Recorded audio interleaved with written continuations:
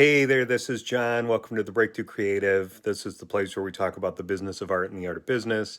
And I started this show several years ago now because I just found not much out there in regard to artists, creatives, and business, and how if you're creative, you can make a go of it if you find the right niche, right? Like you got to be searching for the stuff that will make it go. For me, it was airbrushing t-shirts, which led to product design and development, and I was able to use my visual skills to make a living that way and continue to this day. And my guest today is a really cool guy. He has figured it out in his own world, and he's in the process of growing his career and his business. And he's the first composer. Can I say that again? The first composer I've had on the show. And I'll tell you what, if I could go back and have a bunch of different lives, one of those lives would have been just pouring myself into music and learning as best I could how to compose. So I really enjoyed hearing what Greg Nicolett had to share in this episode about finding his way in the world of uh, professional composition for films, commercials, television shows, and he's just a really cool guy. I really appreciate how he went about finding people who would lead him into the industry. Talks about mentors and I would say pay good attention to that during this episode. Briefly, his background, Greg's background, is television work, including Disney animated series T.O.T.S and Goldie and Bear, as well as additional music for Smallville, The Vampire Diaries, and Video Game High School. He works in video games, so his video game work has included Voracious Games, Potionomics, additional music for Kinect Disney Adventures, and orchestrations for Star Wars First Assault before scoring films full time. Greg had a successful career scoring commercials as well, and he worked with brands such as Microsoft, Old Navy, and Best Buy. So this is a young guy who has done some stuff. So give him a listen. Thanks for having me on, John. This is cool. My name's Greg Nicolett. I'm a composer mostly. I work in Los Angeles, California, and let's see, I guess my main gig right now is I've been working on a lot of animated series for Disney. Last year I worked on two, Puppy Dog Pals and Tots. And I also worked on a series called Goldie and Bear, and that's been, in a way, my day gig. I kind of look at it like a day job just because the work is steady. And when you're working on TV, it's just, it's just week after week after week. It feels like a real job, which is great because composing can sometimes be sort of feast or famine, and TV gives a bit of a sense of stability. On the other hand, I do feel that stability can sometimes hinder creativity. So I still try to always be looking for something that's gonna, push me in some new direction, or either if it's just creatively, or maybe I have other career goals too that I'm also pursuing, and so I'll take on projects that put me there. But yeah, the most of it's in animation these days. So that's really cool. And I had told you before we even started, you're the first composer I'm having on. Cool. And you said something though that I I want to explore a little bit, and Sure. it's that a regular quote unquote day job can uh, damage creativity possibly. You didn't quite say it like that, but that's how I kind of frame it in my head. It can take some of the sheen off of it, right? And there's something that I say from time to time that is like I feel like I need to be on the edge of a knife a little bit to be really, really impactful in what it is that I'm doing. Yeah. What did you mean by what you said? Pretty much, pretty much that. you know, it's weird. I'm maybe all artists feel this way, but I feel both the urge to be pushing my own boundaries, but then when I do, it's really painful, and I usually get at least a little depressed during the process of pushing myself creatively, right? And then, but then after that, once I have gone through that growth, then it's like, oh wow, I found something new here, and then it's, you know, you get that immense satisfaction out of that. So I don't know, it's making art, I think, is just this strange process of pain and pleasure and deep satisfaction that that, you know, hopefully transcends the day job mentality, which can feel really nice at times. Day job, especially again as a composer, we don't get a lot of steady work usually. So to have steady work is a blessing. But you know, one of the reasons why we become artists is so that we can, you know, constantly push ourselves and try new things. And so you really have to find that balance, I think, when you do reach some level of success. Yeah, totally, totally. So how did you think you got to that spot of having the regular work? Well, you know, one of the things I did when I first came out to LA was I asked a bunch of people that question. I emailed composers and asked them if they would take me to lunch, and or I could take them to lunch, and a lot of them said yes. And I started just sort of collecting stories of how people got to where they are, and both um, hopefully and all, well, both optimistically and terrifyingly, everybody's story was completely different, um, and seemingly unrepeatable, Hmm. which is cool because on the one hand, it's like, oh, so I don't have to go. There are no preset paths. I don't have to do this to get here. And then, of course, the terrifying side of that is there are no preset paths. What do I do? You know, and so just as a preface, and that'll probably be a recurring theme in this talk, but as a preface to my path, I mean, honestly, I could not tell you how I ended up at Disney. It actually wasn't a goal. I don't know how the universe works that way. Sometimes the things that you shoot at, you end up way off the mark, but also still in a great place, right? But it wasn't a goal of mine, and yet, you know, it's been amazing. I ended up there through basically a connection from college. I knew a musician, another musician by the name of Rob Cantor. He was actually just really a friend of a friend. I knew Andrew Horowitz a little better. They're both members of a band called Tally Hall, which had some success in the early 2000s. Although they were sort of coming of age right around when the music industry was collapsing, so it was a pretty tough time, I think, to start a band. And after the band sort of moved on, Rob um, um, decided he wanted to get into basically writing for film and TV as a songwriter.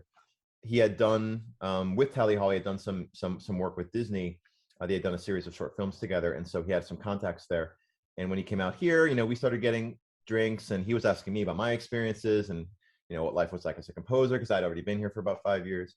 And ultimately, what happened was Rob kept working his connections at Disney and started getting some audition opportunities there. Now, at the same time, Rob was sort of making these crazy viral videos. And one of the ones, basically his crowning achievement was this one called Actual Cannibal Shia LaBeouf. That was the name of the song, at least. Yeah, you may have seen it. Um, it was sort of a hit on SoundCloud. And Rob was like, you know, I feel like it can have greater reach. We should make a video. And so he came to me with this idea for this crazy, epic performance. Have you seen the video? Do you know what I'm talking about? I haven't, but Okay. you had me at Cannibal and Shia LaBeouf. Yeah, it's sort of hard to describe without actually watching it, but I'm sure some people who are listening have seen it. Um, you know, he said we're going to have live orchestra, live choir, we're going to have dancers.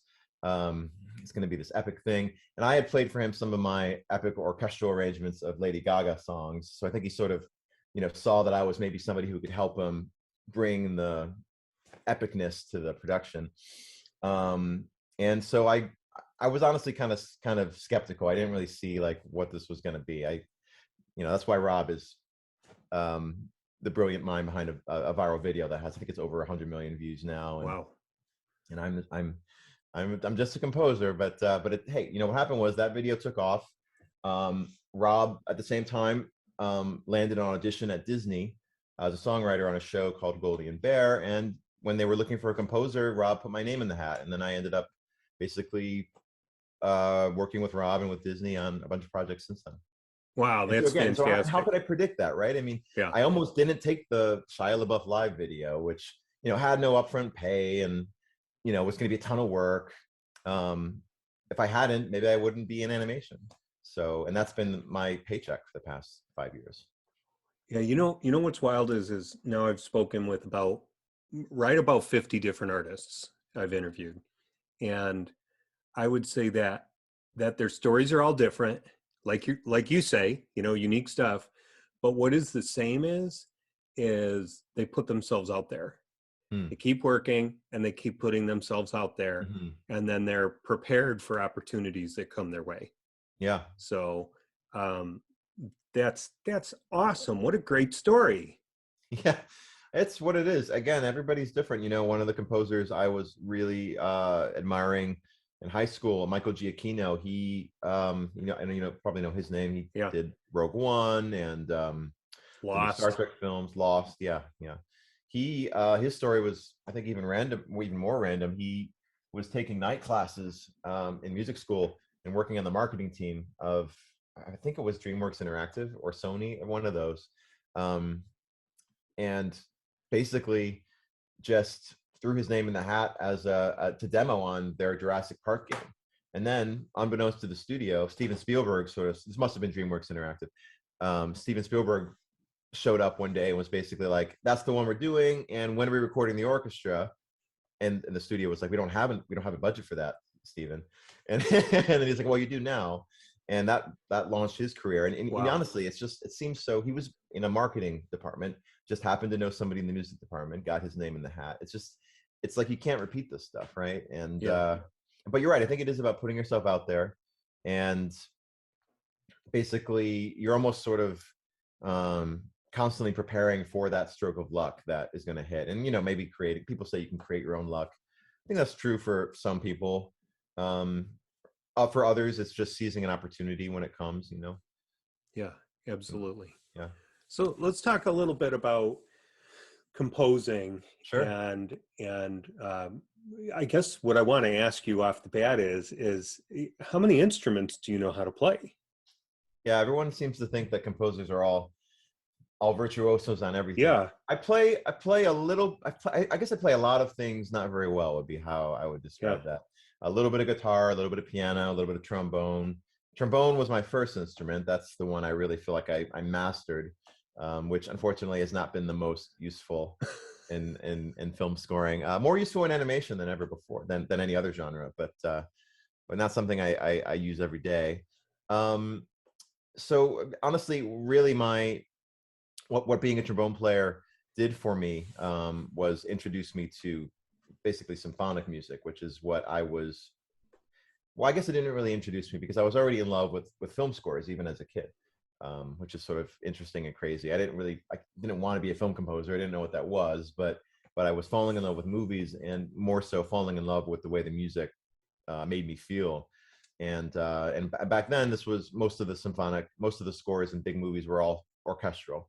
I was Star Trek, Star Wars, the Batman, the '89 Elfman version, Jurassic Park a little later. Like they were all, that was sort of the Hollywood sound. And when I decided to play trombone, I got into symphonic playing. And one of the strange things about that instrument is that we only play when things are really loud and really epic, right? We spend the rest of the time just sort of sitting and waiting for the piece to get to that big climax, right? So it gave me a lot of time to sort of sit and listen to the orchestra and see how the different sections played off one another, how the different instruments would kind of speak to each other, right? And so I learned a lot just by doing that, and just having that sort of experience, having that in your blood a little bit, means I just feel like I sort of have an affinity for the orchestra as an instrument. If that makes any sense, even though I don't Yeah. play any of those instruments except for that one. Um, so that became my love as a kid, symphonic music. And if later you want to talk about it, we can sort of talk about like changing tastes and such, because you know that's the orchestra is only one small part of sort of film music in general and what I do. Well, and I imagine that you have to you quote unquote read the room of a story, right? And even read the room of your client, right? What do they want for this? And I feel like I'm going to get ahead of myself if I ask you about working No, it's directly okay. with the client. But let's go. Let me pop back to high school and even middle school. When did you start playing? Fifth grade, or I guess Okay. fourth grade. I the first I joke the first piece of music I ever learned was the Terminator 2 theme. Not the da da da dum da dum, but the more melodic da da Da, da da, da. da da da. Really beautiful theme. I loved that theme as Yeah. a kid, and I learned it on keyboard. And my uncle bought me a Snickers bar. He was so impressed. So I got paid to do music for that first time. Um, but yeah, so I wasn't really dabbling really though until fourth, fifth grade when our music program kicked in. We had a great music arts program in the school that I grew up in. And then when did it dawn on you that this is something you might want to pursue? I was really taken with the trombone and with music and with all that.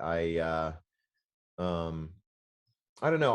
I was always a good student. I was always a very smart kid, I think, but I never really felt very confident in anything that I did. Because there's always someone smarter. So even though I was doing well, I wasn't top of the class well, and I was terrible at sports. So here was an extracurricular thing that suddenly I felt like I had an affinity towards and a talent for, and so I just went as hard as possible at it and practiced 2-3 hours a day.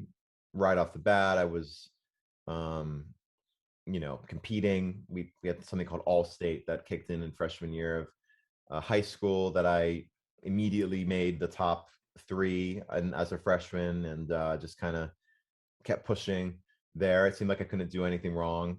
Um, and um, so I started out early and burned really fast and really hard. It's funny, what happened was, I with all that success, I decided music was something I wanted to pursue. So the trombone was what I wanted to major in. Basically, I wanted to become a symphonic trombonist, I guess.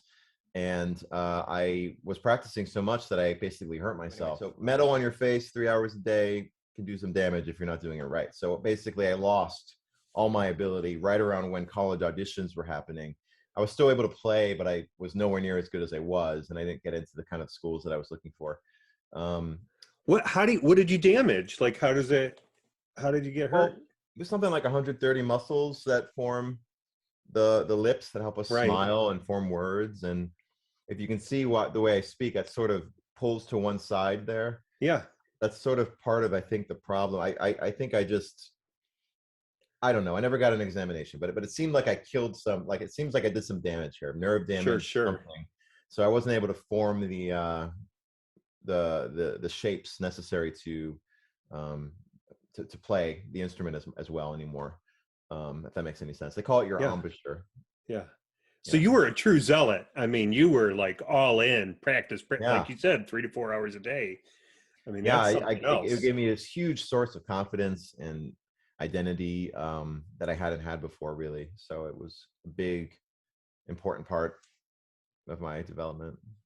So But like I said, I lost it, and so I had to deal with that. yeah. And but it was a good thing because it happened early enough that I could. I did go to a school for trombone, University of Illinois, which was fine. It was a fine school, but um, after the first semester, I realized I wasn't interested anymore. I wasn't interested in sitting in a little room all day playing this instrument. Now, not 3 hours a day, but 8 hours a day, and not literally, more like 4 hours a day, but you know what I mean. And also not having that ability anymore, not having that thing that allowed me to express myself was a huge blow. So I was getting into composition sort of just on my own. I had written things before, but I still never really thought of it as a career. But when I had to switch out of it became sort of an obvious move for me. I was at that time really interested in film, really interested in movies. Being a film major was sort of on the back of my mind as well. Illinois didn't have a film program though, so I ended up going back to one of the schools that also had accepted me on scholarship, University of Michigan, and they had a film program. Not a huge one, but they had one, so I would learn the basics. Great music school, and ended up where I transferred to. Yeah, you stayed in the Big Ten. Um, Yeah, so probably only went to 2 games or something. I was the worst sports fan, but yeah. I guess the Bears almost hired Jim Harbaugh last week, but now we got somebody else. Anyway, Mm. um, so so here you're 18, 19. You go to U of I for a year, right? And you're like, trombone isn't for me, not in this way, shape, or form. I'm gonna go to University of Michigan. I'm gonna get into film. So tell me about that time. Well, I got into me. I was Was still um, music? my scholarship was academic, but I still enrolled in the music school. I enrolled initially as a music technology major and started taking film classes. I didn't have an official film minor, but I was just taking all the entry level production classes to see, what I wanted to, just picking and choosing basically. Um, I didn't get into the composition department, um, but honestly, again, ended up working out better for this because the music tech department introduced me to all these tools that I would end up needing as a film composer, such as sequencers, synthesizers, just editing and manipulating audio, recording audio, all of these tools a modern film composer needs. The composition department, not so much. Right, there's still pen and paper or pencil and paper, um, writing music for music's sake. No sort of any sort of commercial impingement is sort of maybe like an impurity to the art form, right? Which, I certainly have a lot of respect for, but maybe not the best place to just study film music, right? You want to be, if you're interested in film music, you are still interested in a commercial. Um, it is still a commercial medium, even though a lot of film music may sound symphonic or classically driven, a lot of it is also, driven by artists like Trent Reznor now, right? So there's just a lot of music. Film music can be anything. Yeah. Yeah. That is one of the coolest things about film music between, like Trent Reznor or John Williams or Mark Mothersbaugh, Yeah. right? It's all over the place. And um, you had actually said something in on your website or your bio that was you've always had a passion for using music to support story in unexpected ways. And I you just talked about that beautiful melody from Terminator 2. Terminator 2, you think of metal, you think of, I mean, like Right. robot metal, it's strong steel, right? The Terminator's coming at you, but it's really it's a love story between a mother and her son, and it's an apocalyptic thing, but then it's also it's a love story between a son and a father figure in the Terminator, right? And you have this beautiful music that begins to suggest there's so much heart to it. I don't know what your take is on that. Yeah, that's perfectly stated. I think um, Brad Fidel, the composer on that, I actually don't know much about his history before those movies, but certainly, like, clearly in his music, he's mostly interested in, analog synthesizers and music from the 70s and the 80s. And he was the perfect choice for those movies just because those instruments were, they automatically give you the sense of technology and of a certain coldness. Although, because he was using a lot of analog gear at the time, there was also sort of a warmth to it, and an organic nature to them. Digital synthesizers are a little different. They tend to be, by nature of the technology, more repetitive in the way that they produce the sound, while analog gear is, oscillating electronic impulses, and electricity can vary from house to house and outlet to outlet and piece of gear to piece of gear. So it has a bit of more, you get more variance, which ends up making them more expressive in a way. So he's got this really unique sound palette, and again, and he managed to come up with this amazing combination of rhythm and melody that for some reason works well together. Who knows why those two things, that beautiful soaring melody and that death knell, the percussive sound of the anvils in the warehouse or whatever that he came up with. Why do those work? I have no idea. I mean, they mostly work probably because the movie has all those elements you mentioned. You know, it's at the core of it a love story, and a story about a father and a daughter and a family. But the Terminator is the name of the movie, so you have that element in there too. And sometimes thinking about it conceptually like that can really get you to interesting places. Uh, you know, um, Using elements of the story to inform the sound choices is something that I do a lot. I think, especially in the more sort of, I would say, I don't want to say more creative projects, but maybe the ones that are more, that lend themselves to more abstract thinking. If I want to put it more clearly, for a lot of the Disney animated shows that I work on for kids are absolutely creative, but maybe in different ways, because you're trying to find ways to tell a story that a kid would understand, you know, or use sounds that are pleasant for kids, you know, like those are considerations. And still try to be interesting and innovative. That's always part of the conversation, but you're still within a smaller set of constraints, I think, than you are with maybe a film like Terminator. Let me ask you, when you get a new project, and let's Uh-huh. say it's the first time, it's nothing you've ever touched before, it's the first time you're touching a film or a series or a video game, whatever. Um, what, how does that usually go down? Does it usually start with a team meeting with your client, and then do you have part of your agreement? Hey, I'll work out two or three melodies, and or how does it roll usually? Um, like everything, it can vary a lot, but I would say if it's for a company like Disney or Netflix, or basically a real job, if you want to call it that, right? Like if I'm being brought on to the process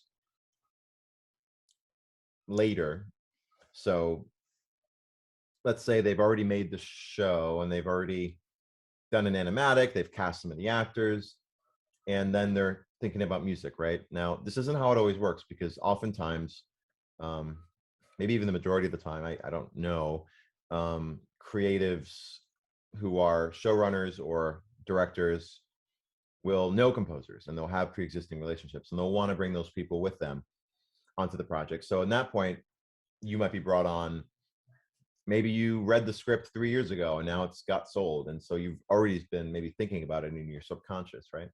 um, if it is somebody new, which is honestly rare for me, then yes, you would be brought on and maybe have a more formalized conversation about which themes you'd start with. The Maybe the music executives or director would give you a list of music that they're listening to, that they want the score to reflect. Um, that's how it works when there's a certain kind of audition called a cattle call. It's sort of, I'm sure it's used in other industries too, but it's basically a studio will put out a brief, a creative brief. Um, if they don't have, this is if they don't have a composer attached to the show, but they have the show. They probably have some things filmed. And they want to hire the composer, so they put out a brief, and this is basically a collection of notes and ideas that were probably brainstormed in a creative meeting between the showrunner and the producers, and if there are music executives, those folks as well. And they send that out to the managers and the agents, and not all of them, but the ones they think might have clients who'd be composer clients who'd be good for it.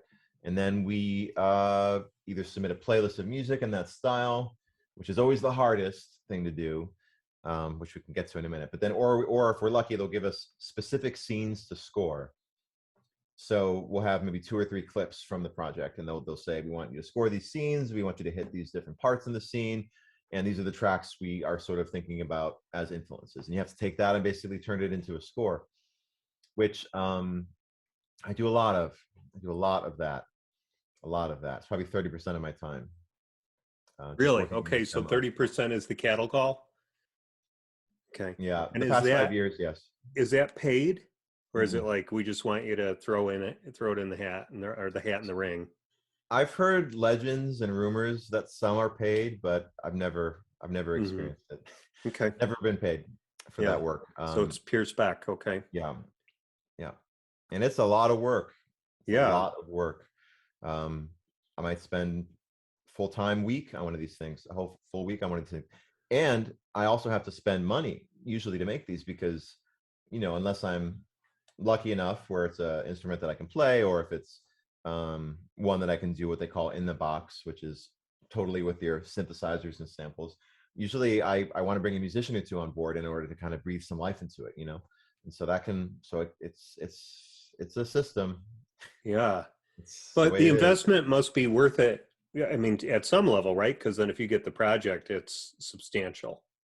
Yeah, for sure. I mean, it's always, yeah. I mean, it's just a matter of, it is worth it, of course, if you get the project, but still, it's there's issues with it. I mean, ideally, there's pluses and benefits, which you know, various agent mentors in my life have always tried to remind me. If one of the things that surprises a lot of people about composers is that we don't have a union. We had a union, sort of. We had I believe back in the 50s, we had a guild that had some bargaining power, but through various events, including um, a lawsuit between Elmer Bernstein and uh, a studio he was working for to gain the publishing rights of his scores. The National Labor Relations Board ended up ruling that composers cannot unionize, that we are all independent contractors, and therefore barred from union membership.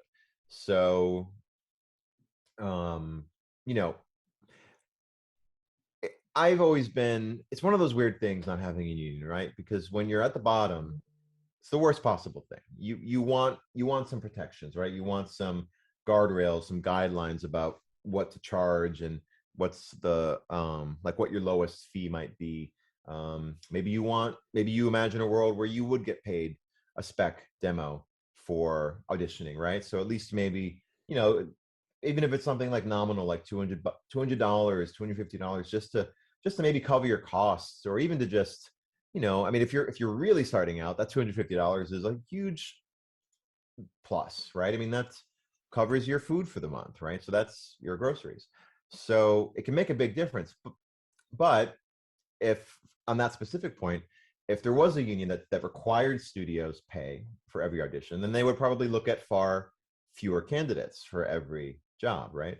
So the optimistic way of looking at that is that you're much more likely to be asked to demo, and they're going to cast a wider net, right? So there are always like sort of pluses and minuses to every arrangement, um, and it's sort of, it behooves me to kind of, as just from a mental standpoint, remind myself what the advantages are in our particular situation, even if maybe the idealist in me would want a union and does believe that these things should be paid, and things like that. Yeah.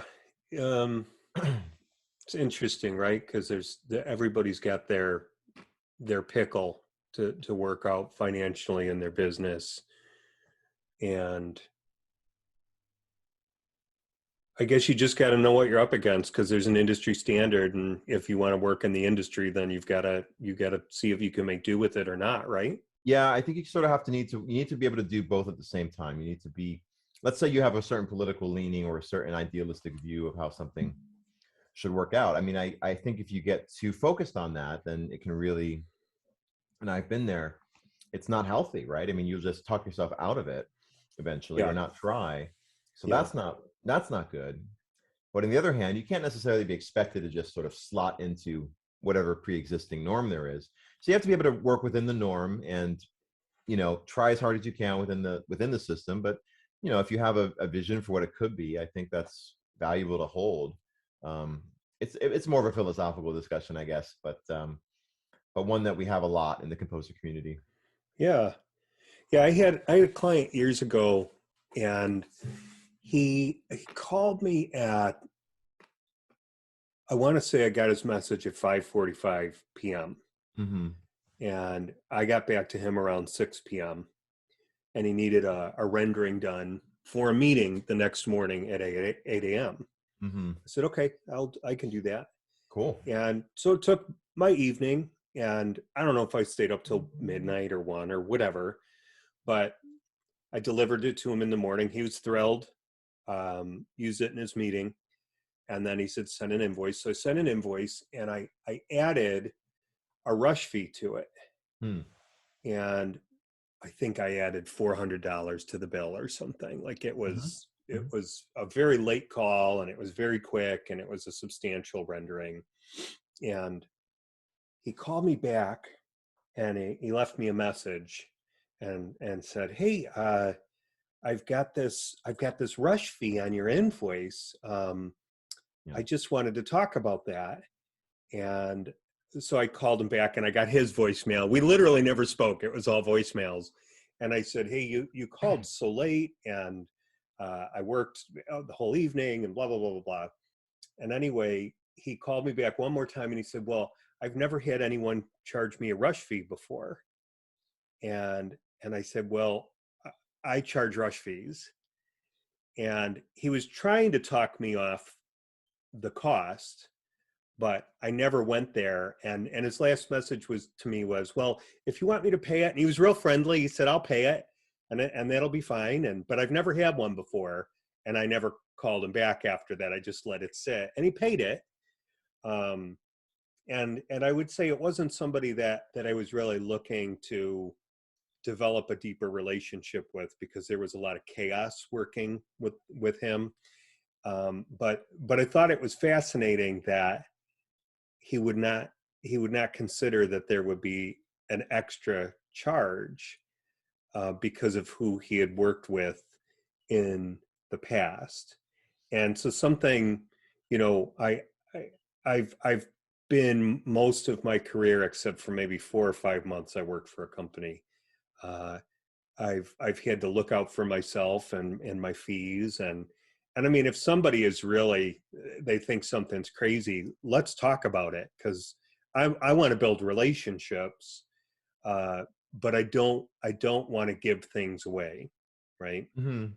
And I very rarely had any problems coming around and kind of knitting up any question by a client, but it sounds like you're up against a similar situation, in that you're all independent contractors, and yet, you know, unions tend to set a standard, but if there's not a union and the industry has a standard, then you're kind of locked into a standard. I don't know how true that is for you or not, but There's so many forces um, at work. Thanks for sharing that story. That's it's very was familiar. that all over the place? Does that kind of No, fit what we're talking about? no, that seems something we struggle with all the time. I mean, what I was thinking while you were saying that is how I find that as I sort of look, like I said, when I was a video editor for a while, they do have a union, and I was working towards my union hours for a little while there before I ended up getting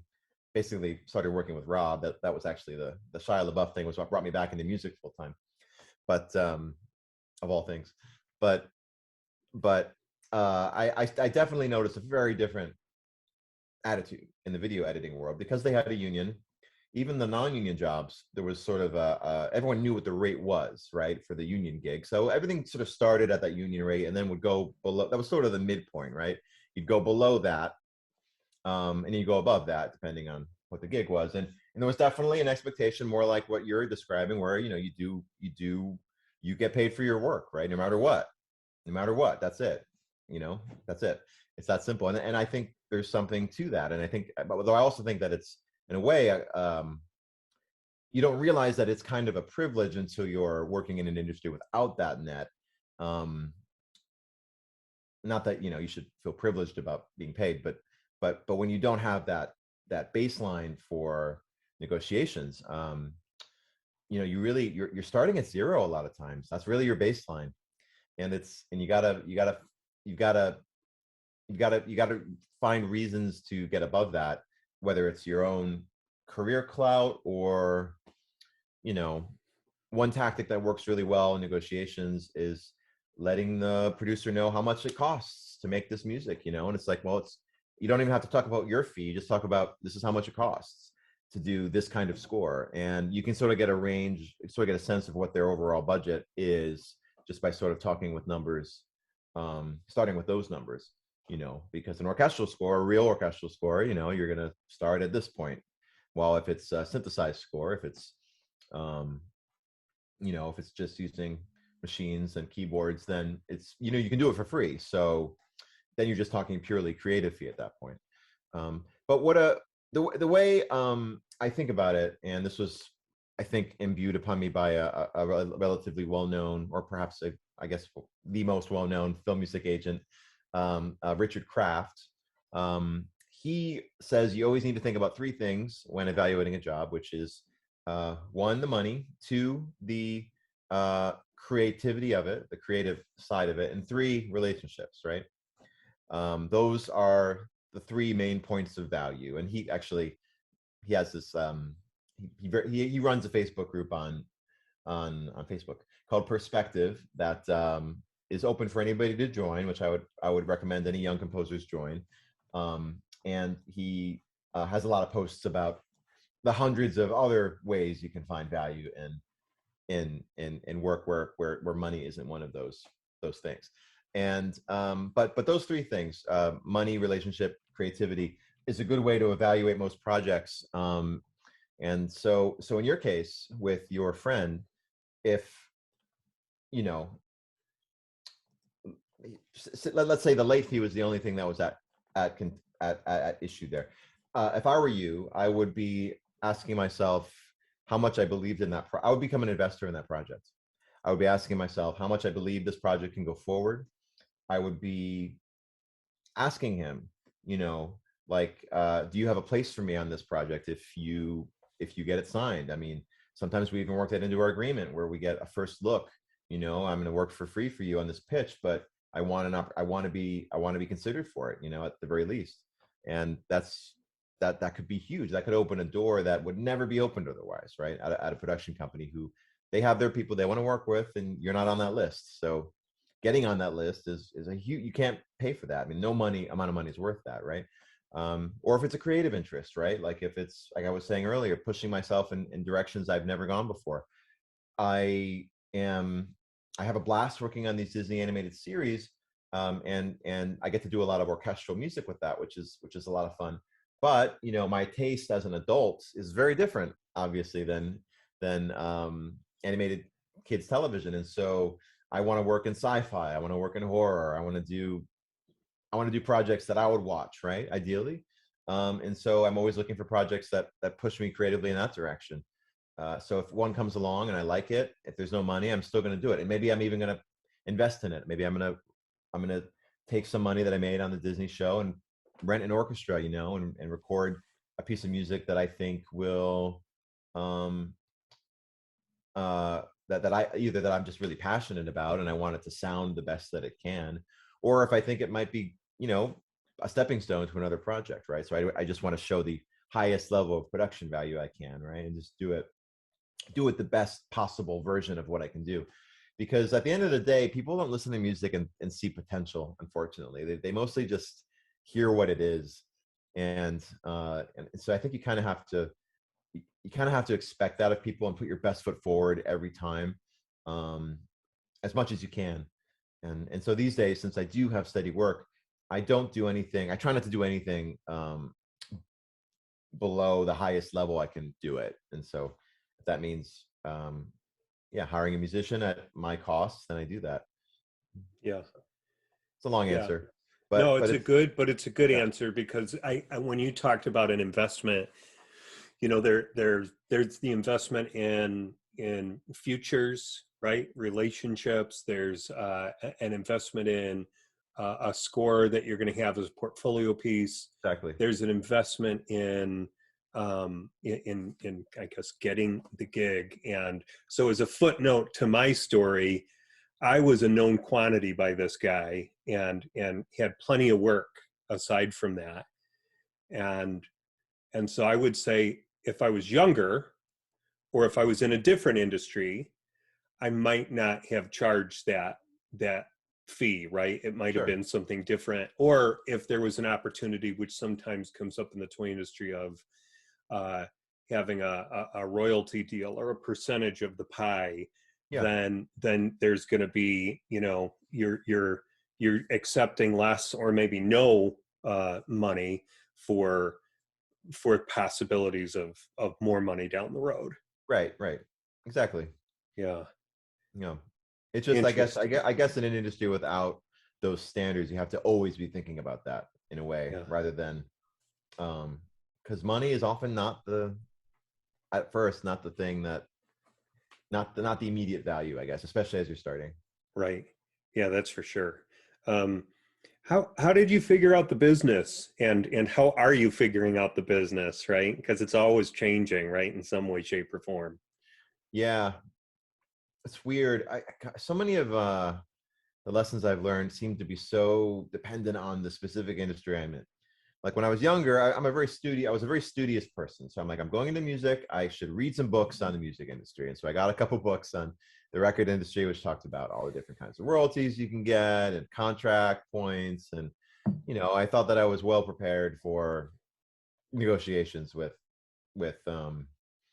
new clients. And I guess I kind of was, but one of the earlier gigs I got sort of out of the blue was this opportunity to work on a web series for Smallville. Have you heard of that Yeah. show, the Yeah. WB? Oh, yeah. Yeah. So this is one of those opportunities that shouldn't have happened, but I had done on Craigslist. I had found this company in Los Angeles. I was still living with my parents. I hadn't moved to LA or Chicago yet. I was right out of college, and I had gotten this gig off Craigslist doing music for a documentary film about the Mariani Fruit Company. This was like a corporate, like, internal video, and this production company in LA was making it. And so I did that, and I got paid for that. And then their next gig was producing this web series for the CW based on Smallville, and this was 2006, so this was pretty early, and internet and YouTube and all that. Um, so the idea of a web series was very fresh and new and exciting, and also had no money attached to it because nobody wanted to pay for anything. Of So, course. so Yeah. you know, they offered me the gig. They said, if you want to do this, we don't have a budget for music, but maybe you're interested. You mentioned you were interested in shows like this, so I jumped on it, of course, and I did it for free. But when it came, there still needed to be a contract. And so I was like, all ready with my contract templates, and I like sent them out to the CW legal team to look at. And of course they just, well, my friend told me back that they passed it all around the office and had a good laugh because they thought it was adorable that I thought that I could send them my terms. And then they came back with the actual contract, and took all the rights they needed and things like that. They did actually end up paying me something, which was really nice. They did find some money once they realized that I was doing a decent job. So that's another thing, right? I agreed to do it for free because they didn't want to commit to some kid. And once they realized I was able to do it, then they found the money for me, which Yeah. was the right thing to do on their part, but also not expected. I didn't think that that's what would happen. Um, anyway, so I don't know if, so in a way, I don't know if reading the books and being ready with all the knowledge did me any good. I think it kind of, in a way, I don't know. I do think, if I was super savvy at that point, and I don't think this would work today, I would have probably started calling up some agents at that time, even for a gig that small, because I think they might have helped me out with that. Um, and but I wasn't really, I don't know. I didn't have much of a business sense. Um, I think a lot of the business sense that is helpful is sort of knowing when to bring help in, when to go to an agent with a project, when to bring a lawyer on board, or when to just realize none of these contractual points matter because this project isn't, it's a small little indie film. It's not going to go anywhere. There's you just you don't have to, um, bring a lawyer in and sort of force your friend to find a lawyer. Like, just do it. Just write the music, do it. It's going to be fine. You don't have to worry about it. So like, there's that part of it too, where if you over prepare and push too hard, you can sort of create tension in relationships. So I don't know if that doesn't really answer the question, but that's sort of, Well, there's a lot of wisdom in that, though. I think it took my son to get his learner's permit yesterday for driver's ed, and so now he can drive. cool. And I, Clarifying.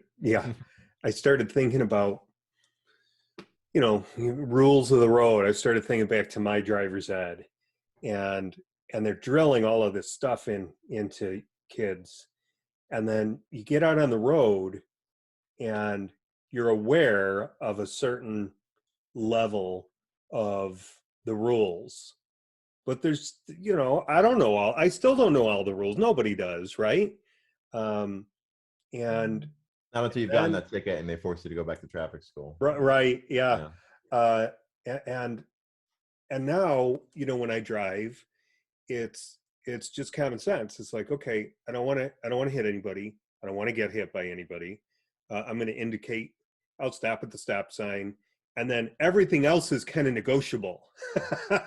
Right, And I right. think business is a lot like that, and that you can read a book on rules. You can go to school and read a book, and have a teacher, but then it's all kind of the Wild West otherwise, and common sense, and what I try to do as I'm working with old clients and new clients is broach uh, just the three things you talked about: money, creativity, and relationship. And there's times in that uh, well, the whole thing's a relationship, right? There's times in that project where certain of those three are more important than others. I don't know. What do you think of that? Oh yeah, yeah. No, that all makes sense. I mean, I when I was really young, I was really worried about being, just taken advantage of and just not recognizing that, um, couple sort of maybe cynical things that most projects don't go anywhere, right? So you don't have to worry about most deal points. Not recognizing that the main thing here wasn't the music, wasn't the money, was the relationship with this person who might go somewhere because they're interested in the same kinds of movies that I am. And so, this is somebody I should hang out with, and I should make it easy to make and fun to make music with this person, and not just a business transaction, right? Because that's the thing about mixing business with creativity, is that it can kind of, the business side of it can sort of tarnish the other side of it. And some agents say you should never ever do any of your own negotiation. Of course, that's what an agent might say, just because they're an agent and they, Sure. they want to be useful. But I think it's true. I do think that you don't want to be like, on the one hand, getting excited about different musical directions and then being like, oh, but you know what, we can't afford that, so let's throw that idea away. You never want to be, you don't want to be intercepting the dream with reality. Sometimes, you just want to be able to just brainstorm and figure it out later, or at least have the money people figure it out later and not you, because you know it's just a different hat to wear. So so that's why I think agents are really important. I don't actually subscribe to the idea you should never negotiate, just because I mean, agents say you can get a lawyer. Some of them will work for pro bono. I mean, I don't find that to be realistic when you're starting out. But I do think the idea of certainly separating the two is very important. And as soon as you can afford a lawyer, as soon as you can have an agent to sort of take care of that, you should definitely explore that. Yeah, I think when anybody's starting out, I mean, make as much money as you can throughout, right? But I think money should probably be the least of your concerns. Probably yeah, I want a snack now. I didn't bring Sorry, snacks. No, I you're all my wife good. gave me my wife gave me these It's almost almonds. lunchtime. Um, but I think you're learning about relationships, and you want people to learn about you, and then you want to build your skills to a level, and figure out the industry you're in. And then the money, it's another investment, right? And the money will come later.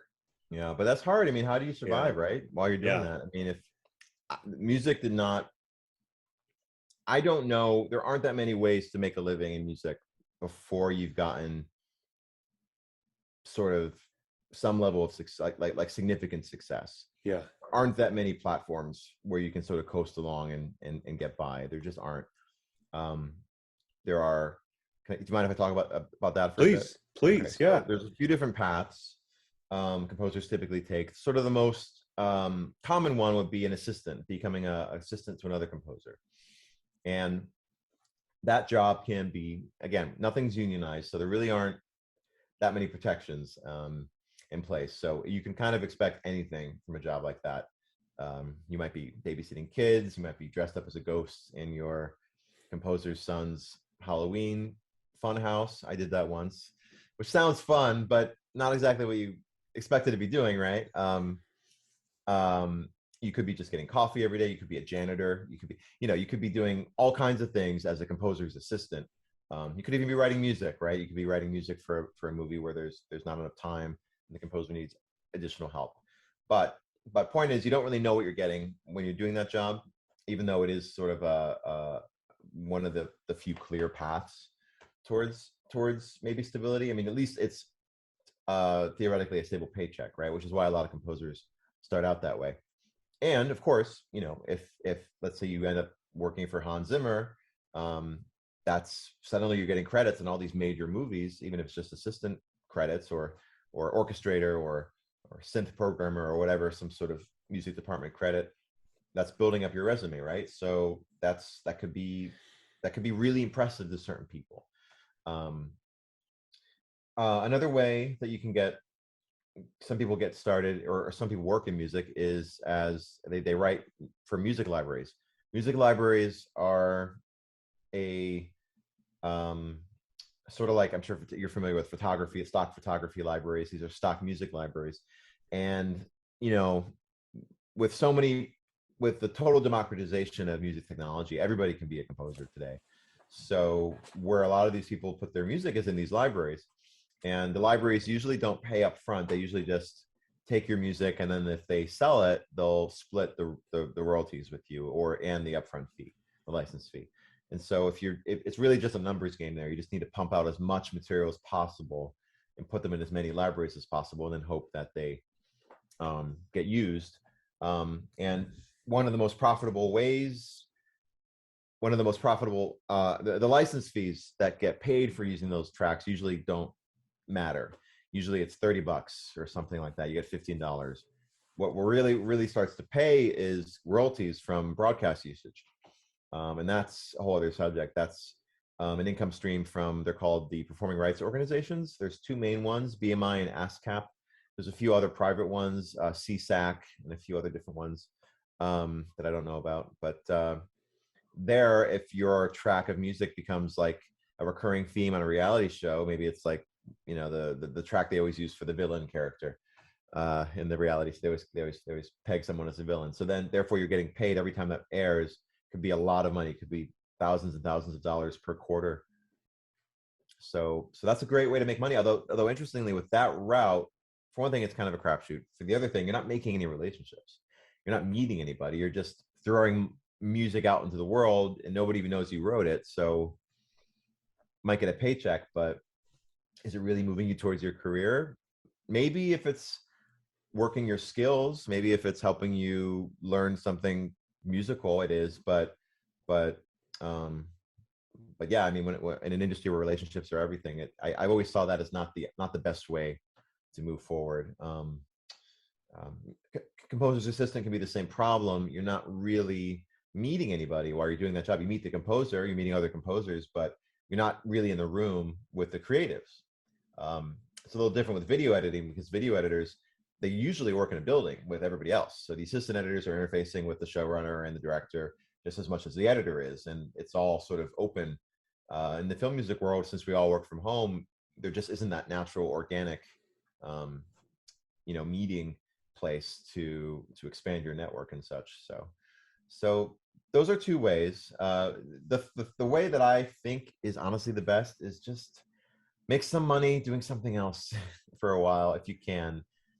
Keep music a hobby for as long as you can, because while it's something that you just love and you do for fun, I do think that leads to your best work. And I do think a lot of the routes towards success that are music based can be very difficult on the soul to keep that level of experimentation and creativity going. Now, that just might be me. I mean, I'm just speaking from my own experience. And in fact, everything I'm saying is from my own experience. You might find a composer, for example, that thinks I'm insane to ever be doing any sort of spec work, and they might say like, "Never, I never do spec work.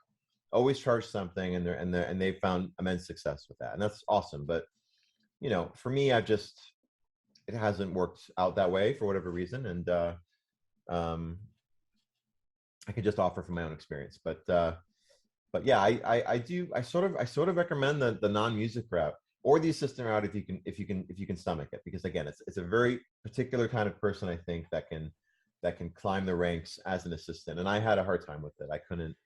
There's something about it that I just couldn't. I wasn't successful at it.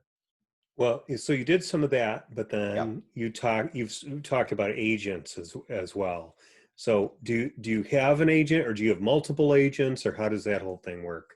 I have a manager. I um, approached agents at various points in my career, and they were not typically interested. A lot of them said, "Oh, we like your stuff, but we have too many people doing similar things," or you know, maybe the industry was just contracting at that point. Like there were various reasons why they didn't take me on. Agents want, first and foremost, they want something to sell you with, right? They're not really in the business of artist development. So they're not trying to build you in. They don't typically look at people and say, "Oh, wow, that person is so talented. Let's make you into a star." It doesn't really work that way. It kind of works that way for actors, right? Like you hear stories about that where people are discovered, right? Composers, we can, and in fact, I think it's actually getting more common to be discovered for various reasons that we can go into. But typically, agents want to sell something you've already done. So ideally, you're Trent Reznor and you have this whole musical career behind you, and you want to get into film scoring. Every agent's going to leap for joy for that because they have everybody know who Trent Reznor is. Everybody knows what kind of music he writes. He's so easily sellable. Like so many people are going to be interested in that. It kind of doesn't even need an agent really, but just for the logistics of it. So that at a smaller scale is what they're looking for. So if you've scored a short film that went viral, or an indie film that made it to Sundance, something like that, that they can at least use as a springboard for you. For me, what it was I had these auditions at Disney. I had this show at Disney, so I ended up signing up with a manager who specialized in animation clients. So what's And the so difference between a manager and an agent? there's no functional difference. Technically, an agent has a license of some sort to something to some. I honestly don't know exactly the specifics, but I know that they're licensed to deal with contracts, similar to a lawyer. Um, I guess managers don't have that certification, but um, the um, the difference everyone will tell you, which I found not to really be all that functional, is that managers do more artist development, while agents are more what I was saying earlier, which is just they're sort of selling you based on not pre-existing work, but they're handling more of the legal negotiation side of it, the contract side of it, the deal points. But honestly, they both do the same thing. Yeah. Okay. How did you find your manager? I went into IMDb and looked up other composers who do animation work, and saw who represented them. That's brilliant. Yes, gotta do a lot of stuff. You do a lot of that. You do a lot of research and a lot of calling. And I mean, you talked about taking composers out to lunch to meet and talk about the industry. You found your manager. You're digging, calling. Yeah. What? How did you figure out how to do that? I don't know. I mean, well, I did. Again, Richard Kraft, that agent I mentioned earlier. I didn't go to the USC film scoring program, but I did have a friend there, and he brought me in one day for just to sort of visit classes and see and get a sense of it. And I happened to be lucky enough to go in during a day that he was giving a lecture, and I recorded this lecture. This was back when cell phones weren't really a thing yet. I had a mini disc player that I used for recording. So I recorded his whole lecture. It was like a 2.5 hour lecture. And he basically gave a whole rundown on ways for composers to start. And that included, surfing the production listings on IMDb and Variety and finding, and he would always say how, so like he would describe the process for him where he would look for all the good movies and filter out, have his assistants filter out the crappy movies. And he's like, you should do the inverse of that. Look for the crappy movies and call them, right? Because those are the ones who might need a composer, not the studio films that obviously already have their people. So there's some of that. That's a little The harder to do. Roger Corman approach, Oh right? yeah, Go work for the sure. B films and you'll have work. That was a little easier before everybody was making movies. Now that Right. everybody is, it's kind of not a unique thing anymore to have scored an indie feature. It's very common now. It wasn't quite as common back then before every technology made it possible to shoot a movie on your iPhone, right? Yeah. So Yeah. I don't know how helpful that is. I imagine it still must be helpful, but I would imagine that today composers who want to get a start are probably much more social media focused. I gotta tell you, dude, it feels like you and I went to the same school of hard knocks, just because I remember finding, you always find difficulties, right, when you want to do the thing that you want to do. And and if there's no proven path, but I guess, even if you go to school to be a lawyer and you get your law degree and there's a certain way or law that you want to practice, you've got to start somewhere. And you just keep kicking the tires on things, right? You just keep going through it and going through it and going, and there are times that I've experienced, anyway, I'll just speak for me, where I'm like, man, am I ever going to turn a corner on this? And then I got 10 years on you, and so I turned a corner on certain things, and was able to make a really good living and just grow my business, and able to create the work that I wanted to create, mixed in with creating work that, it's not necessarily my cup of tea, but I'm serving a purpose and I'm getting paid to do it, and I'm thrilled to be helping the people I'm helping. Yeah, does it sound like I'm not there, or because it's No, funny? not at all. I do think it's worth talking about. I don't mean that. I'm not saying my ego's bruised by that. I just mean Yeah, sometimes I downplay how important, again, these Disney gigs have been for my yeah, career, because I basically fell into something that I'd never been paid steady yeah. or made anywhere near as much money as I've been making working on these shows, and it's allowed me to save for a house. It allowed me to get married. We have a kid on the way. Congratulations. That's Thank you. awesome. Yeah, I do feel like in many ways I did turn a corner, even though um, it wasn't where I expected. It wasn't the corner I expected to turn. It Yeah, it did. I'm a working composer. I have succeeded. It's funny how success doesn't necessarily feel like you imagine it would, right? I mean, I'm sure this is right, true for even the ultra successful, right? Because right. for a variety of reasons, um, uh, but I'm curious to see where things go. My challenge now is, I think, finding ways to, like I have to decide whether I want to keep going in animation or if I want to try to continue to push to pivot to other things. Maybe I can keep doing both. Composers tend to get typecast like actors do, so it does get harder and harder to move once you're sort of in a lane, which is a good problem to have. Again, always a good problem. Like I would never have gone back, and I knew people that would. I've known directors and other folks who turned down opportunities in certain fields or certain areas of the entertainment industry because they didn't want to work in that genre, and I always thought that was the worst decision, because I don't know. I guess I just knew how rare those opportunities were at that time in my life, and I felt like they were making a big mistake. But generally, I feel like I've been borne out correctly on that for those folks because I haven't seen them pop up again. But I do think you have to take the hands you're dealt. What was the career? What was the corner that you turned? Because you told me you used to work in, you had that flirtation with practical and visual effects in LA, and what was the industry that you ended up? Was there a certain industry or a certain part of the industry? So I had, when I was out of high school, I didn't want to get a real job, so I started airbrushing t-shirts. Oh, cool. And took about 3 months for me to get to a viable product.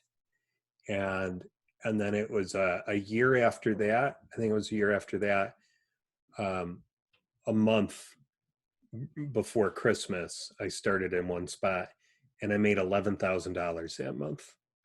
And I was Amazing. like, holy cow, like, I can't believe I was able to do this. Like, this is crazy. I can't wait for January. And then January rolled around and nobody's at the mall, right? And I'm like, Right. oh, okay. So that was a lesson. But there was like a turning of a corner in that showed me I I could work for myself and make a living. And then after the interviews in LA happened, and Rick Baker wasn't hiring, or at least wasn't hiring me, I came back home and I thought, I'm not going to move to LA. I don't want to move to LA. And I kept airbrushing t-shirts and I thought, I can't do this forever. Like, this isn't what I would want to do. And turns out Chicago was a hub for toy design. And this toy designer would come to the mall and he'd talk to me about what I did with the airbrush. And he'd talk a little bit about building a haunted house. You talked about being a ghost in a thing. This guy would put on a 20,000 square foot haunted house every year. And so I started to work with him on that. And then I started to work on toys. So we were working on Happy Meal toys. And then I saw that the toy industry was like a cousin to the special effects industry. And so another turning of the corner was, I saw that my skill set was unusual, and that I could create drawings that were controlled drawings that Disney would approve and sculptors could work from. And it seemed like not a lot of people had that skill at the time. And then I started to make some money. The real turn came when a few years later, I started to broaden my product development base, and I started to work in the crafts industry, and I started to work on the computer. And I had so much work coming in that I couldn't accept anymore. And one of my clients called and told me they had this awesome illustration project and I was the guy to do it for them. And I had to tell them no, because I had too much work. And at that point, I think I was charging an hourly rate, like 30 or 35 an hour. And so we got off the phone, and then she called me back 10 minutes later and said, John, I need you to do this because you're the only person I know who can do this. It's not that other people couldn't do it, but I was the source, right, that they knew of. And I said, listen, I'd love to do it for you, but if I take the job on, I'm going to be putting other people's projects in peril. I'm going to be up all night. I don't know that I'm going to be able to do it. And so she said, okay, and got off the phone, called me back 10 minutes later with her cohort, and they're both on the line. I said, there's no one else to do this. You have to do this. So I said, okay, give me 5 minutes, 10 minutes. So I hung up, and I figured that job would be like a $1,200 job to do. Right. Really. Right. And I called back and I asked for something like $3,000, and they said yes without missing a beat. And so that was a huge turn, in that I stopped charging hourly and I started to charge per project. Cool. Because I was fast. I knew I was efficient for the client. I was conscientious for the client, and I knew how to deliver the wares that they needed to get to where they needed to go to make their nightmares go away. So it sounds like a lot of steps in that, like I don't think turning the corner is like overnight success. Overnight successes usually happen over a decade or more, right? So it was just all of these little milestones that I would hit and go, oh, okay, this is important. And the same with the next and the next and the next. I don't know. How does that hit you? Yeah, no, you leveled up. You Yeah. realized there were different ways of working and different types of clients in the world, right? Yeah. In a way, and totally changed your sort of pricing approach. And I imagine the kind of clients that turned into recurring work, I imagine. Yeah. Yeah. So yeah, I mean, I in a way it's similar to Disney. I mean, they're not, I'm not exclusive to them, but but Right. they've been a recurring client for 5 years. So it really feels like I'm an employee in a lot of ways, even though I'm obviously Right. not. Well, and Um, recurring means foundational, yeah, right? right, right. Like foundational income for you, foundational work for you. And for them, uh, it probably is a bit like you're an employee and a cohort because you're a reliable, proven source of somebody who can get the work done that needs to be done. I'm assuming on time and everything buttoned down, and they probably like you, and you probably like them. You probably have a good relationship with them. Yeah, yeah, and that goes a long way, and I guess it it can definitely lead to stability and definitely lead to work, and that's 90% of it. It doesn't necessarily always lead to accolades Right. because oftentimes in Hollywood, I guess, I mean, those things that you listed, conscientiousness and stability, like we were saying earlier, those are kind of anathema to to creativity sometimes, right? So oftentimes you can almost be in sort of like a rut of conscientiousness, like, oh, well, that person's great, we'll get the job done, but we're really looking for something new and innovative. I don't know if that person can do that because they've just been doing this thing for 5 years. So that's a place I find myself put sometimes, Yeah. which is interesting. But which is again why it's so important to always be looking for other projects and diversifying and Well, and that's a reminding. bit maddening, right? Because you can't control that. No, That no, part you can't. We absolutely. can't control how people see us. Right. Yeah. Absolutely. It's a life lesson. I don't know how. I've never it's one. I feel like we all learn that in different ways. I don't know if it's always. I don't know if you can learn that lesson in an easy way. It's definitely something you learn as you get older. Yeah. But Oh, yeah, go I ahead. have a million things that we could talk for another 10 hours, but let me just before we wrap up, Mhm. I suppose I want to ask you about your segue into editing. Oh, sure, yeah. Well, that was during so I have to go back to sort of my career twists and turns for a bit. When I was between that Richard Kraft lecture I mentioned and me becoming an editor, I moved out to LA. I moved to Chicago first, and then I was part of a band called Muka Patsa out there. That was a lot of fun. Got to use the trombone again. Yeah, you Uh, were a punk rock marching band. yeah, Is that that's what I it. read? That's it. Muka Patsa, punk rock marching band. Had the most fun I've ever had. I think with that band, they played a lot of big shows. They played Conan at the time. We would play art openings. We would open for, I don't know. I can't think of the bands we'd open for. Well, a lot of Balkan bands. One of them was called Balkan Beatbox. Not like crazy. Yeah, great. I really love that music. It's not in my. I'm Italian, so it's not really my thing. But I Yeah, love that music. yeah. So that was a lot of fun. I ended up in LA in 2007, and I at the time my thought was, as long as I'm making money from music, I'm going to be successful. So I only wanted to make money from music. So I rented a studio, rented a 1 bedroom apartment and a music studio, and thought that would put me on the path towards something. Really, it put me on a path towards um, a lot of low paid work. I did a bunch of like low budget direct to DVD. I it was a Latino production company, um, and they I don't know how to describe it. It was like Telemundo sort of style, like soap opera esque, very low budget projects that I worked on. They were not good. Like I learned a lot. I had a lot to learn. Like I had a lot. I work on so many. They were movies, right? So they called for me working in every genre possible. So I had to learn how to do, I mean, hip hop or symphonic music and like flamenco in the same movie or whatever. And so I was pulled in a lot of good directions. And so I enjoyed them, but they didn't really pay enough to make a living, and I started getting more and more into debt.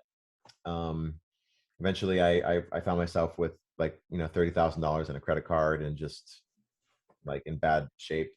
And just to give a quick rundown of where I went from there, I got a phone call once randomly from somebody I gave my business card to at a party years before. He was working with an ad agency out of Florida, and this guy, this guy was just the like he did not sound. I did not trust this guy. His voice did not ring to me as the kind of person I should trust. And he's telling me this deal that they have with composers to write music for advertisements, and they say that composers end up getting they offer 25% of the license fee to the composers. And I'm like, 25%? Why would I do? So you're gonna sell my music and I get 25% of the cost. And he was like, well, yeah, but they're like really big spots, like Microsoft. So it'd be like $100,000 for the full spot. I'm like, oh. And for me, $25,000 was huge, right? And so I'm leading to video editing because this is all leading there. I submit for this one ad, and it was for a Microsoft commercial, and I get the spot on the first try, right? Doesn't happen to most people, right? So suddenly I get it. They're super excited. I get this $25,000 check, and then I start getting royalties because it was a union, an AFM union. Like composers don't have unions, but the musicians have unions. Okay. So if you join as a performer, you can get paid that way. And so I was playing on some of the tracks, so I started getting these checks in the mail, just like the spot was airing everywhere. It was just everywhere, right? So I started getting these stacks of checks. They'd be a thick envelope this big, and the checks would come out. They're all for like $13, and I would sit there just like an idiot depositing them at an ATM. I don't know why. It sounds like, why didn't I go? I don't know why I didn't go into the bank to deposit them. I just did it at the ATM, and I get this big receipt that's just, you know, those kept coming. So I was able to pay off my credit card debt and have a little bit of money to live on. Kept doing ads for them. Basically never got another one. That was it. That was the one. But I worked for them for another year and a half. Got completely burnt out with that because it's another situation where you're not getting paid. You're not getting paid up front to make these tracks. They will call you consistently at 8 o'clock and want the tracks in the morning. And you had to work all night on music you didn't really like, right? And so after a year and a half of that, I was completely burnt out. I hated music, wanted nothing to do with it. I was done. I was just done. So it was either leave Los Angeles at that point or look for other work. I had taken film classes and I liked video editing a lot, and I basically just pivoted. I did that whole trick again where I worked for free for a bit for some friends who were editing some projects, and they liked it enough where they kept sending me more, and then suddenly I had a reel, and I was able to basically just get a video editing job with the least possible compared to composing. Getting a video editing job was the easiest possible thing in the universe. I spoke to a gal at a party who had worked at a company called Pupstruction, and they needed editors, and I got in. And it's just like, wow, this must be how I was thinking, is this how the rest of the world works? Because this doesn't feel anything like the music industry. And I'm not saying video editing is easy. It's not. It's got all of it's a hugely challenging field. A lot of the same sort of communication and creative challenges that we have as composers, but there does seem to be more work in that field. At least there was. And so I worked as an editor for 2 or 3 years on staff at Pupsugar. And the beauty of that, just to say, is that, how I said I was doing all these sort of low budget features, and I was doing these commercial jingles. All of that was music I really didn't want to do, right? They were all projects that I needed to make money, right? So I took them mostly for the money reason, almost never for the creative reason. When I was suddenly making money as a video editor and I didn't need to depend on music for a living, that's when I was free to only take music projects that I thought were interesting creatively. Their money was nothing. I didn't care. I didn't need to get paid for anything. And in that situation, every project that I did ended up being significant. I did a project that ended up winning the HBO American Black Film Festival Award called Muted. Aired on HBO. I did a couple viral videos for Funny or Die that got several million views. Kristen Bell collaborated with me on this fun video. She was at my apartment hanging out. We were recording this crazy song we wrote together. And then I did the thing with Rob. This was all like this. These were all part of like projects I took on because they were interesting to me creatively, and I didn't need the money. And that's, I don't know. I think there's a lesson there. I mean, the lesson obviously is that do what inspires you, I guess. But again, balancing that with making a living, I don't know. It's really hard to do that when you're starting out. So I think everybody has to find their own way on that, but as long as you pursue things that excite you, I think they'll lead you towards the right place. This is sort of the optimistic note that I would leave us on. Um, and yeah, always try to find those things that push you in interesting places. Yeah, Yeah. that's great advice.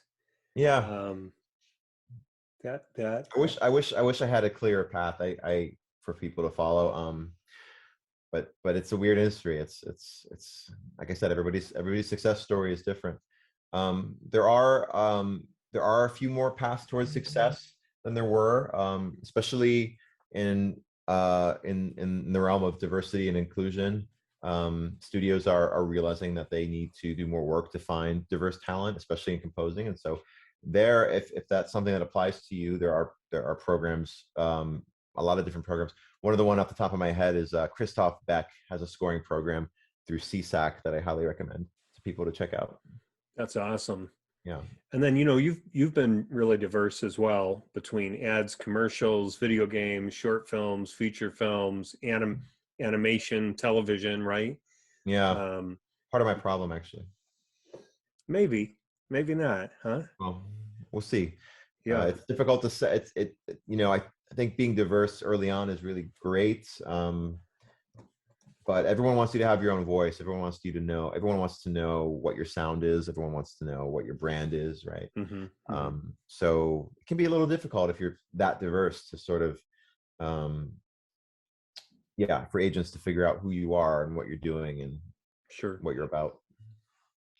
Thanks for being my guest, dude. It's Sure. just been a wonderful cacophony of information. I Oh, love it. geez.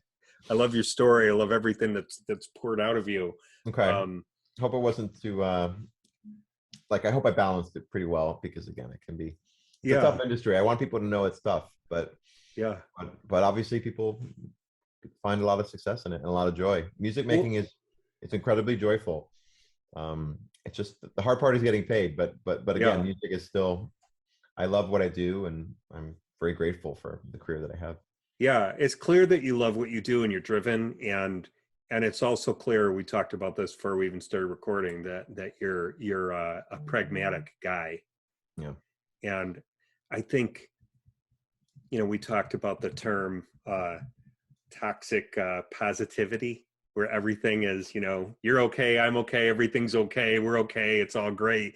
It's like, no, it's not always the way it is. I mean, sometimes it is, but I'm a guy, I like to look at reality and go, this isn't working over here. What do I need to do to kind of cobble this back into line?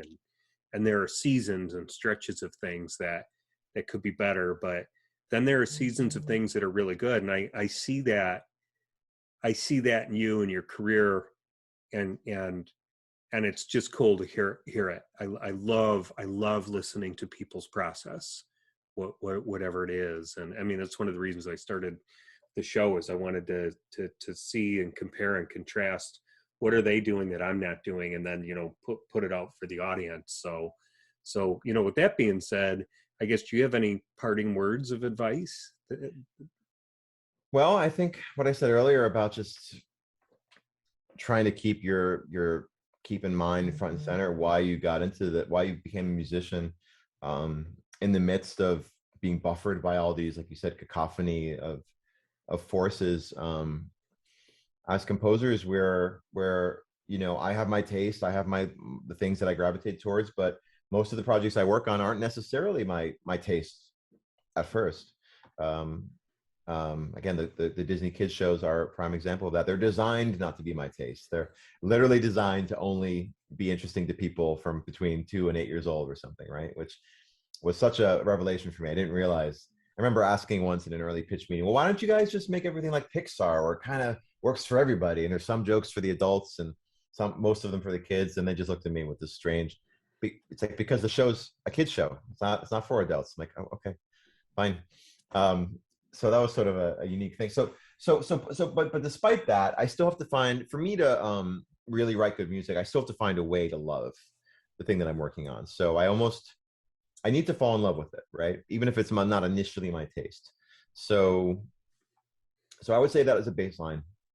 Find a way to fall in love with it, and if you can't fall in love with it, then I would move on to something else, because if you work too long, if you work too long in if you apply what you love, which in my case is music, to in an application that you don't that doesn't give you anything back, I feel like it can really suck you dry, right? Like you need to be getting something from that work. Otherwise, I do feel like it's harder to work in a field that's your passion than it might be in a job that you don't really care about, because um, just because it demands more of you, right? Like the job that you're passionate about requires you're putting your soul into it, right? So you have to fall in love with what you're doing, as a bare minimum. I'll end it there, I guess. Just keep stay in love with what you're doing, and Yeah, if you're not in love with it, find a way to fall in love or walk away. If you can't fall in love, just move on. There'll be something else. that's great advice. Thanks, man. All right, do my So best. Thanks for having me. It's fun. yeah, it's been a real pleasure and great to get to know you. Where can people find you and learn more about you? um I have a Twitter account. I don't use it that much. I'm really terrible when it comes to that, but just my name at Greg Nicolett. My website, gregnicolett.com. And I would just do a quick pitch, a quick plug here for a couple projects that are coming out. I'm working on a really great indie game that I'm really proud of called Potionomics. um, it's Potionomics, economics, but Potionomics. It's by a company called Voracious Games. I've been working on it for years, and so I'm really excited for it to be out. That'll be out on PC, hopefully end of the year, and then Switch later after that. Um, and yeah, look for me on the shows I'm working on. Tots, Puppy Dog Pals on Disney Channel and streaming. Yeah, I'd love to, just if you see my work and want to give me a shout out. I don't know, one other thing, a film I did recently that I was really proud of called Adams, director Tom Stern. This one was a totally wacky short film. The New Yorker picked it up, and it's on their channel on YouTube. It's got Fred Armisen and Patton Oswalt in it, and I love it to death. So if you want to watch something crazy and quirky and dark, give that a view. That sounds awesome. I'll check that one out. Yeah, Fred Armisen and Patton Oswalt, dark. What are you talking about? That'll be yeah. awesome. I think comedians, they're the darkest people on the planet. Oh yeah. So yeah. Oh yeah. Very clear. Well, I'll tell you what. Again, I've enjoyed the time just getting to know you and hearing about your process and hearing who you are, and thanks so much, man. Yeah, likewise. Nice to meet you, John, and it was great to learn more about you too. Cheers, dude. You rock. Take care. All right. Thanks again, Greg, for being my guest. I really appreciate you and your time, and I'm just excited to hear more and more of what it is that you accomplish in your career.